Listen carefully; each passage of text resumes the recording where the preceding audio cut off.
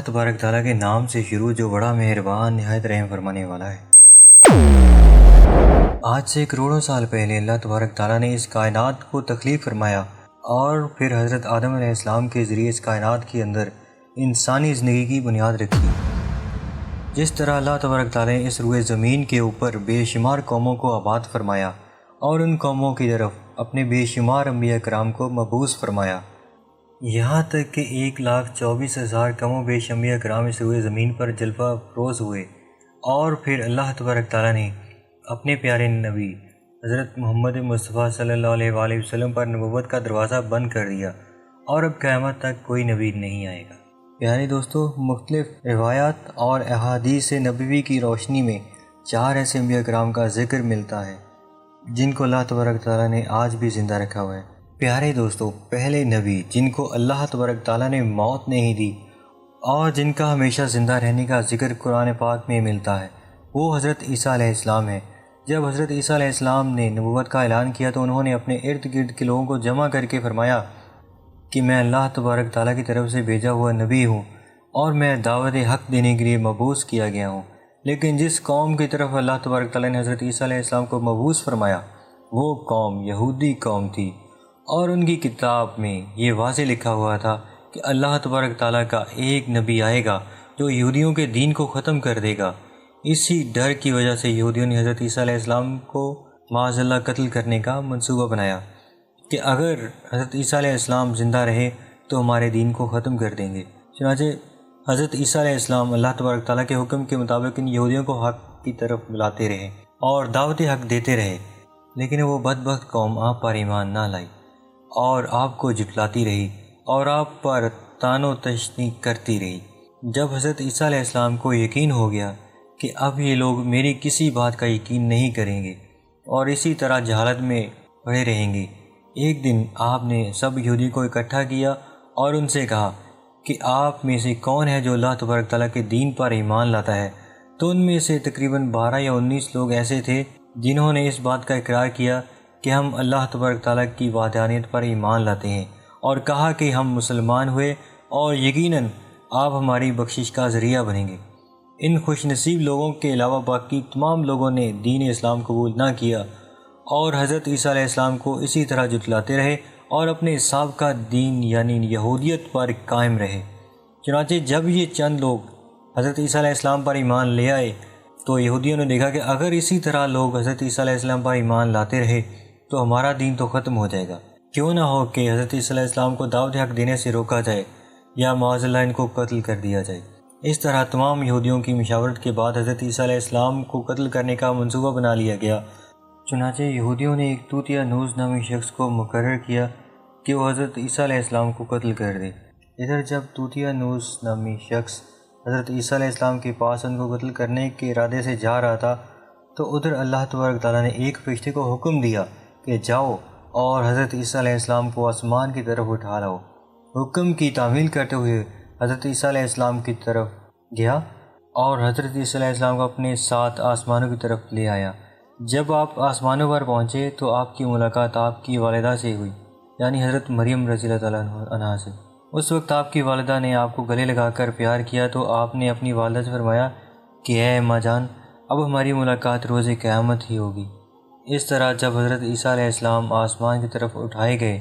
تو اس وقت ان کی عمر مبارک 33 سال تھی۔ حضرت جبرائیل علیہ السلام آپ کو بدلی کے ذریعے آسمانوں پر لے گئے تھے، اور ادھر یہودی باہر کھڑے ہو کر اس شخص کا انتظار کر رہے تھے جس شخص کو انہوں نے حضرت عیسیٰ علیہ السلام کو قتل کرنے کے لیے بھیجا تھا کہ نہ جانے کب توتیانوس حضرت عیسیٰ علیہ السلام کو معاذ اللہ قتل کر باہر آئے گا۔ اس طرح جب کافی دیر گزر گئی لیکن وہ شخص واپس نہ آیا تو اس وقت تمام یہودی حضرت عیسیٰ علیہ السلام کے گھر کی طرف گئے، آخر دیکھیں کہ ماجرا کیا ہے۔ تو انہوں نے وہاں ایک شخص کو پایا جس کا چہرہ حضرت عیسیٰ علیہ السلام جیسا تھا۔ انہوں نے اس کو قتل کر دیا اور قتل کرنے کے بعد انہوں نے دیکھا کہ یہ چہرہ تو حضرت عیسیٰ علیہ السلام جیسا ہے، پر یہ تو ہمارا بھیجا ہوا وہی شخص ہے، یعنی توتیانوس، جس کو ہم نے حضرت عیسیٰ علیہ السلام کے قتل کے لیے بھیجا تھا۔ یہ ماجرا دیکھ کر تمام یہودی پریشان ہو گئے اور 2 گروہوں کے اندر تقسیم ہو گئے اور تمام یہودی آپس ہی میں لڑنے اور جھگڑنے لگے۔ اس لڑائی کے اندر بہت سارے یہودیوں کا قتل عام ہوا، جس طرح اللہ تبارک تعالیٰ سورہ نساء کے اندر فرماتا ہے، اور ان کے اس کہنے کی وجہ سے کہ ہم نے اللہ تبارک تعالیٰ کے رسول حضرت عیسیٰ علیہ السلام کو قتل کر ڈالا، حالانکہ انہوں نے ان کو قتل نہ کیا اور نہ ہی انہیں سولی چڑھایا، مگر ان کے لیے کسی کو حضرت عیسیٰ علیہ السلام کا ہم شکل بنا دیا گیا، اور بے شک جو لوگ ان کے بارے میں اختلافات کر رہے ہیں وہ شک میں پڑے ہوئے ہیں اور ان کے پاس کچھ بھی علم نہیں، مگر یہ لوگ گمان کی پیروی کر رہے ہیں، بلکہ اللہ تبارک تعالیٰ نے حضرت عیسیٰ علیہ السلام کو آسمانوں کی طرف اٹھایا اور یقیناً وہ قتل نہیں کیے گئے، اور اللہ تبارک تعالیٰ غالب حکمت والا ہے۔ حدیث نبوی ہے کہ نبی کریم رؤوف الرحیم صلی اللہ علیہ وآلہ وسلم نے ارشاد فرمایا کہ حضرت عیسیٰ علیہ السلام قیامت سے پہلے زمین پر تشریف لائیں گے اور سنت نبوی کے مطابق زندگی گزاریں گے۔ حضرت عیسیٰ علیہ السلام ہی صلیب کو توڑیں گے اور دجال کا جڑ سے خاتمہ کریں گے، اور حضرت عیسیٰ علیہ السلام تقریباً 7 برس تک اس دنیا کے اندر زندگی گزاریں گے اور اللہ تبارک تعالیٰ کے دین کو عام کریں گے۔ آپ کو مدینہ کی سرزمین میں گنبد خضرا میں دفن کیا جائے گا، اور جو لوگ یہ عقیدہ رکھتے ہیں کہ حضرت عیسیٰ علیہ السلام معاذ اللہ قتل ہو گئے یا سولی پر لٹکائے گئے، وہ دائرہ اسلام سے خارج ہیں اور وہ کفر کر رہے ہیں۔ پیارے دوستو، اب بات کرتے ہیں دوسرے نبی جن کو اللہ تبارک تعالیٰ نے زندگی عطا فرمائی ہوئی ہے، وہ حضرت خضر علیہ السلام ہیں۔ حضرت خضر علیہ السلام ظاہری طور پر اس وقت دنیا میں تشریف لائیں گے جب دجال اس دنیا کے اندر ظاہر ہو چکا ہوگا اور اس دنیا کے اندر اپنا فتنہ فساد پھیلا رہا ہوگا، اور دجال لوگوں کو اللہ تبارک تعالیٰ کے دین سے دور کرے گا۔ اس وقت حضرت خضر علیہ السلام ان لوگوں کو اللہ تبارک تعالیٰ کے دین کا حکم دیں گے اور ان کو اللہ تبارک تعالیٰ کی وحدانیت کی طرف بلائیں گے۔ اور ایک دوسری روایت میں آتا ہے کہ حضرت محمد مصطفیٰ صلی اللہ علیہ وآلہ وسلم اپنے صحابہ کرام کو حضرت خضر علیہ السلام کا قصہ سنا رہے تھے کہ آپ نے فرمایا، حضرت خضر علیہ السلام کا باپ ایک بادشاہ تھا جو حضرت خضر علیہ السلام کو اپنی بادشاہت سے نوازنا چاہتا تھا، لیکن حضرت خضر علیہ السلام کو دنیا کی بادشاہت پسند ہی نہ آئی، تو حضرت خضر علیہ السلام نے اپنے والد کی سلطنت کا جانشین بننے سے انکار کر دیا اور اپنے والد گرامی سے ناراض ہو کر جنگلوں کی طرف چلے گئے، جہاں ان کو کوئی بھی ڈھونڈ نہ سکا، اور وہاں آپ عبادت الہی میں مصروف ہو گئے۔ اسی دوران آپ کا گزر ایک آب حیات کے چشمے سے ہوا، اسی چشمے سے پانی پی کر آپ تاحیات زندہ رہنے والوں میں کامیاب ہو گئے، اور آپ کے تاحیات زندہ رہنے کا ذکر کافی روایات میں ملتا ہے، جس طرح کہ حضرت انس رضی اللہ عنہ نے ایک روایت نقل کی ہے کہ جب اللہ کے پیارے نبی حضرت محمد مصطفیٰ صلی اللہ علیہ وآلہ وسلم کا ظاہری وصال ہوا تو ایک بزرگ سارے مجمع سے ہوتا ہوا حضور انور صلی اللہ علیہ وآلہ وسلم کے جسم انور کے پاس آ کر رک گیا۔ اس وقت اس شخص نے کچھ پڑھا اور واپس چل دیا۔ اس کے جانے کے بعد وہاں موجود صحابہ کرام نے پوچھا کہ یہ شخص کون تھا، تو اس وقت اس مجمع میں موجود کوئی بھی انسان اس شخص کے بارے میں علم نہ رکھتا تھا۔ تو اس وقت حضرت علی رضی اللہ عنہ بولے کہ اس شخص کو میں جانتا ہوں، حضرت خضر علیہ السلام ہیں۔ حضرت خضر علیہ السلام اللہ تبارک تعالیٰ کے حکم سے مصیبت زدہ لوگوں کی رہنمائی کرتے ہیں، اور حضرت خضر علیہ السلام لوگوں کی اصلاح کر کے ان کو اللہ تبارک تعالیٰ کے حکم کے مطابق زندگی بسر کرنے کا حکم دیتے ہیں۔ اور حضرت خضر علیہ السلام بہت ہی نیک انسان ہیں، اور بعض روایات کے اندر حضرت خضر علیہ السلام کا ذکر حضرت ذوالقرنین علیہ السلام کے ساتھ بھی ملتا ہے کہ حضرت خضر علیہ السلام حضرت ذوالقرنین علیہ السلام کے ساتھ کسی سفر پر گئے اور وہاں پر آپ نے آب حیات پیا، جس کی وجہ سے آپ کو تاحیات زندہ رہنے کا موقع ملا۔ پیارے دوستو، حضرت عیسیٰ علیہ السلام اور حضرت خضر علیہ السلام کے بعد تیسرے زندہ نبی جن کا ذکر ملتا ہے وہ حضرت الیاس علیہ السلام ہے۔ آپ کا ذکر قرآن پاک میں 2 جگہوں پر موجود ہے، جس طرح کی تفسیر میں بیان کیا گیا ہے کہ حضرت الیاس علیہ السلام کو ایک نورانی گھوڑے پر بٹھا کر آسمانوں کی طرف لے جایا گیا، جس طرح کہ حضرت انس رضی اللہ عنہ سے روایت ہے، وہ فرماتے ہیں کہ میرا اور حضرت محمد مصطفیٰ صلی اللہ علیہ وسلم کا گزر ایک پہاڑی سے ہوا، وہاں سے گزرتے ہوئے ہمیں ایک آواز سنائی دی کہ اے اللہ تبارک تعالیٰ، مجھے بھی حضرت محمد مصطفیٰ صلی اللہ علیہ وسلم کا امتی بنا دے۔ یہ آواز سنتے ہی اللہ تبارک تعالیٰ کے نبی نے مجھے یہ حکم دیا کہ انس، اس آواز کا پتہ لگاؤ، یہ کون ہے۔ حضرت انس رضی اللہ عنہ بیان فرماتے ہیں کہ جب میں اس پہاڑی کے اندر گیا تو میں نے دیکھا کہ ایک سفید پوش بزرگ اللہ تبارک تعالیٰ کی عبادت میں مشغول تھا۔ جب اس نے مجھے دیکھا اور کہا کہ اے بندے، تو محمد مصطفیٰ صلی اللہ علیہ وسلم کا صحابی ہے، تو اس وقت حضرت انس رضی اللہ عنہ نے جواب دیا، جی ہاں۔ اس بندے نے کہا کہ میرا سلام محمد مصطفیٰ صلی اللہ علیہ وآلہ وسلم کو پہنچا دو، اور محمد مصطفیٰ صلی اللہ علیہ وسلم کی بارگاہ میں عرض کرنا کہ حضرت الیاس علیہ السلام آپ کو ملنا چاہتے ہیں۔ میں نے واپس آ کر حضرت الیاس علیہ السلام کا پیغام آپ صلی اللہ علیہ وسلم کی خدمت میں پیش کیا تو حضور پاک صلی اللہ علیہ وآلہ وسلم میرے ساتھ وہاں چلے گئے۔ جب ہم لوگ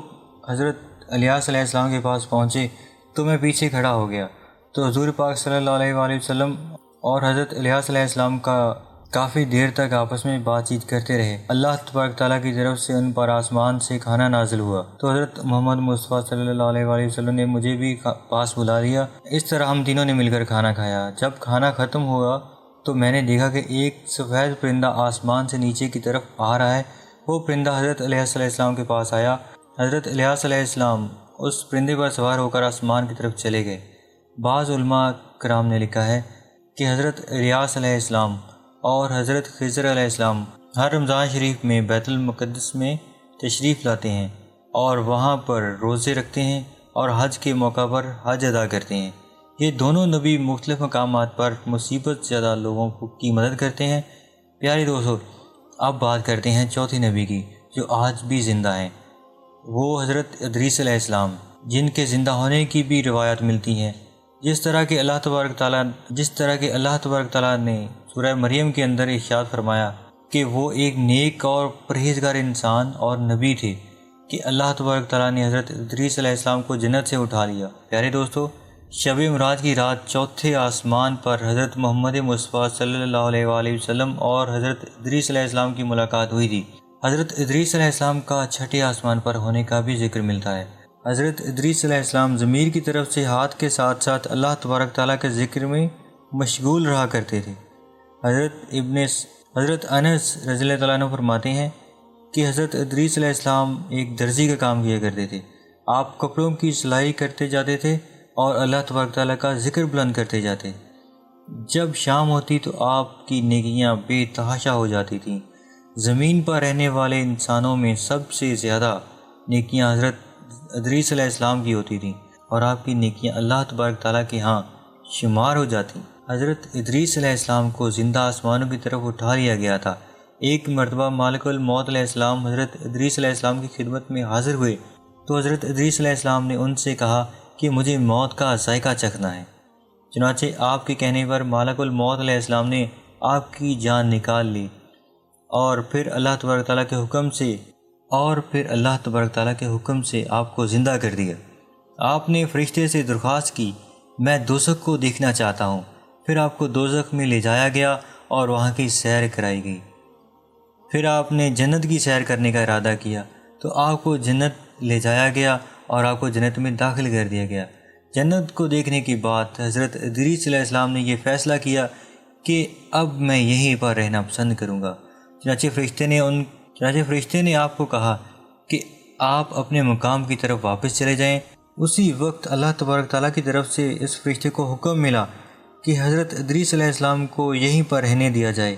اس طرح جب حضرت ادریس علیہ السلام نے موت کا مزہ چکھا تو اللہ تبارک تعالیٰ کا وہ حکم بھی پورا ہو گیا کہ ہر جان نے موت کا ذائقہ چکھنا ہے۔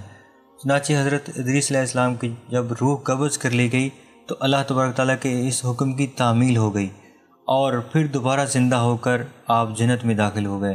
اور حضرت ادریس علیہ السلام نے جنت ہی میں ٹھہرنے کا ارادہ کیا تو اللہ تبارک تعالیٰ نے آپ کی اس خواہش کو پورا کر دیا۔ جزاک اللہ۔